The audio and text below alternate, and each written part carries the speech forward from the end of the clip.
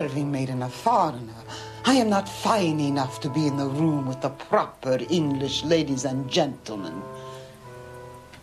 You do not even ask me into the room to answer your questions, and I know the answers because I saw what happened. Tell us what you saw.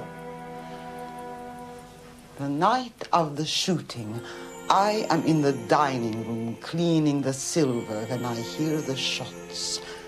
I look through the keyhole, and I see her with a gun in her hand. I see Miss Blacklock. Me? You must be mad. But that's quite impossible if you think about it. Of course it's impossible. Because it was you, wasn't it? Thank you, my dear. Perhaps you could return to your kitchen. Always the kitchen. You took the Colonel's revolver. You organized the advertisement in the newspaper with Schertz. We all know you have a vivid imagination. The whole idea is monstrous. The lights went out. You slipped through that door into the hallway, shot at Miss Blacklock, then killed Rudy Schertz. And why would I do such a thing? What possible motive could I have? I hope you have an explanation for all this, Edmund. If Miss Blacklock dies, two people inherit.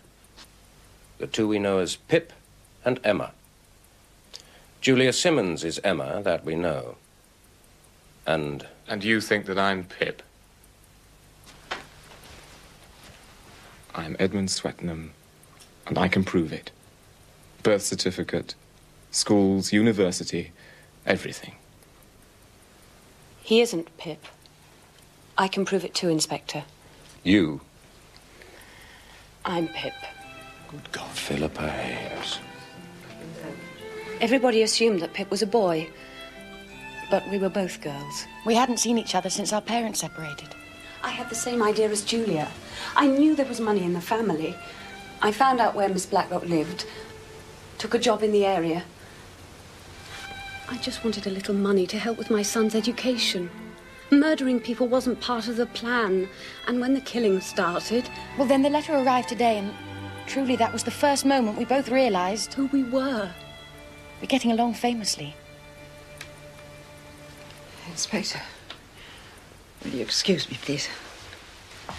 Just 2 minutes. I wouldn't try to kill Miss Blacklock. She's been too kind to me. And neither would Edmund, because he isn't Pip. But he is in love with you, isn't he? Well... Has he or has he not proposed to you? Of course I have. She's wonderful, and I'm going to marry her. Edmund, you never tell me anything. You couldn't possibly have seen me! It is possible! You know the difference between truth and lies!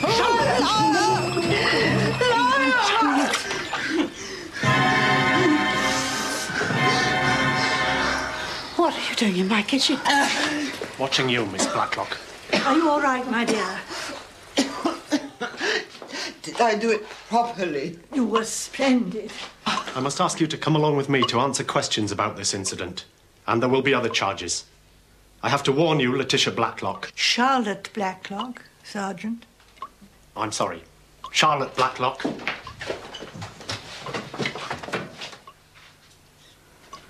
I'm sorry. I'm sorry. I want to kill you. I want to kill you!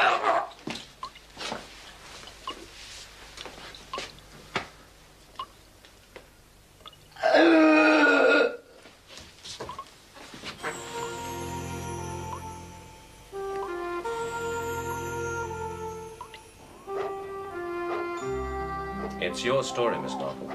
Oh, I only just helped a little here and there. Like stage managing Hannah's performance tonight? She couldn't have seen Miss Blacklock through the keyhole because the key was in the lock. Yes, you did your best to ruin the whole thing. I was accused of murder, too. Really? I'm almost sorry I missed it. Edmund was part of our stage management, and he performed magnificently. But what gave you the idea in the first place that Miss Blacklock was the murderer? Oh, the way the shooting was planned. It had to take place in total darkness. Therefore, there could be no fire. Therefore, the central heating was on. Everyone commented on it. And no one could arrange that, except the mistress of the house. The lights went out?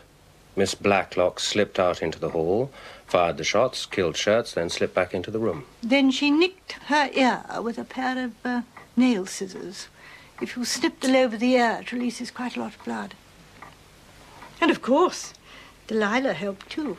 Delilah? Cat. Yes, if you fray the flex of an electric lamp and then pour water on it, the lights fuse. You see, I didn't realize that until Delilah demonstrated it to me. Is that how Miss Blacklock fused the lights? Yes, she poured water from the flowers onto the frayed flex of the table lamp. Poor Dora Bunner noticed that the lamp had been changed. No longer a shepherd, but a shepherdess. Or the reverse. I'm afraid I can't quite remember. But... Yes, but why start all the killing to begin with? Because she had a guilty secret. It's a case of once upon a time. Once upon a time, there were two sisters, Charlotte and Letitia Blacklock, complete with a stupid, cruel, and old-fashioned father. Letitia Blacklock was a very successful professional woman, personal secretary to Randall Girdler. But Charlotte stayed at home. She was disfigured. She had a swelling in her neck. No, a thyroid gland known as goiter. An operation would have been possible, but her father didn't believe in it. But, however, just before the war, her father died, so she was able to go to Bern and have an operation, which was a success. Except that the operation left a scar around the neck, hence the pearls. Letitia left her job with Girdler to look after Charlotte in Switzerland. After the operation, they both worked in the Red Cross during the war, and then, quite unexpectedly, Letitia died. And Charlotte knew that Letitia had quite a large sum of money to inherit, and also that nobody had seen her in England for many years. So she changed identities. She chose a very quiet, out-of-the-way village called Chipping Cleghorn and waited there for Belle Girdler to die. Then she would be a rich woman. But, of course, really, it was her kindness of heart that let her down. Dora Bunner wrote to her out of the blue. She'd been an old school friend of both the sisters. Charlotte was pleased to hear from her and let her into the secret. And Dora approved wholeheartedly. It seemed only right to her, from in her confused and muddle-headed mind, that dear Lottie should not be done out of her inheritance because of Letitia's untimely death. So Dora came to Little Paddocks, and very soon Charlotte realized that she'd made a terrible error of judgment. Dora was unreliable. She sometimes called her Lottie instead of Letty. And then Rudy Schertz turned up. A much more serious threat. Did he really know Miss Blacklock? Yes, we checked. He'd worked at the clinic in Bern. I'm sure all he had in mind was a little petty blackmail, but he was a threat to Miss Blacklock's whole way of life. She'd begun to believe in her fantasy, you see, so she shot Rudy Schertz. And then, of course, she found that poor Dora was unreliable.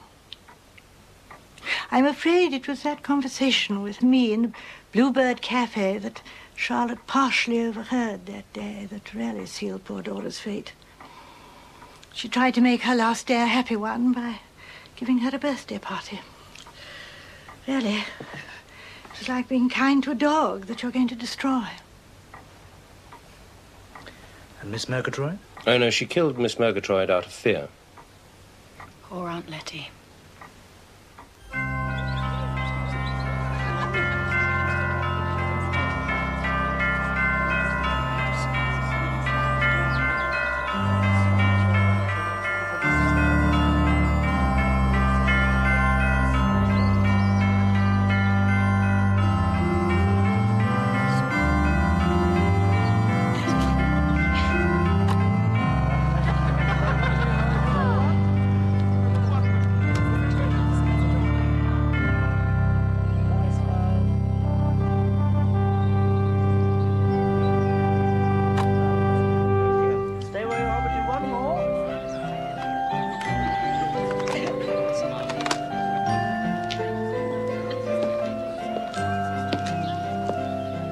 Miss Marple.